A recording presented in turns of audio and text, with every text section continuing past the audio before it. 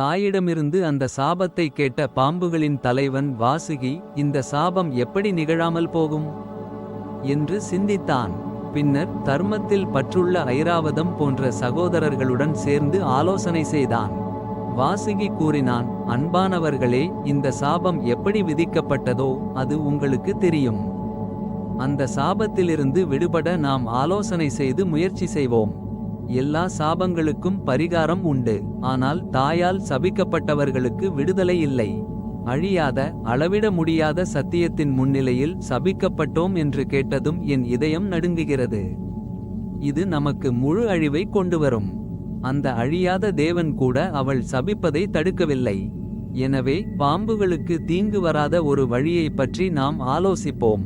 காலம் நம்மை கடந்து செல்லாதபடி நாம் அனைவரும் பாதுகாப்பாக இருக்க வேண்டும்.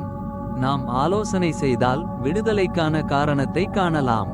முன்பு தேவர்கள் தொலைத்த குகையில் மறைந்திருந்த நெருப்பை கண்டுபிடித்தது போல ஜனமேஜயனின் சர்ப்ப யாகம் நடக்காமல் போகவோ அல்லது தோல்வியடையவோ நாம் வழி காண வேண்டும். சவுதி கூறினார், அவ்வாறே ஆகட்டும் என்று காத்ரவையின் புத்திரர்கள் அனைவரும் கூடி மந்திர ஆலோசனை செய்து முடிவெடுத்தார்கள். அப்போது சில பாம்புகள், நாம் பிராமணர்களாக மாறி ஜனமேஜயனிடம் யாகம் வேண்டாம் என்று பிச்சை கேட்போம் என்றனர். மற்ற பாம்புகள், நாம் அவனுடைய மந்திரிகளாக இருப்போம். அவன் நம்மிடம் ஆலோசனை கேட்கும்போது யாகம் நின்று போகும் வழியை சொல்வோம் என்றனர். அவன் நம்மை மதித்து யாகம் பற்றி கேட்கும்போது பல தீமைகளை சுட்டிக்காட்டி யாகம் வேண்டாம் என்று சொல்வோம் என்றனர். அல்லது யாகம் நடத்தும் ஆச்சாரியனை ஒரு பாம்பு கடித்து கொன்றால் யாகம் நின்றுவிடும். மற்ற சர்ப்ப யாகம் தெரிந்த ரித்விக்குகளையும் கொன்றுவிட்டால் காரியம் நிறைவேறும் என்றனர்.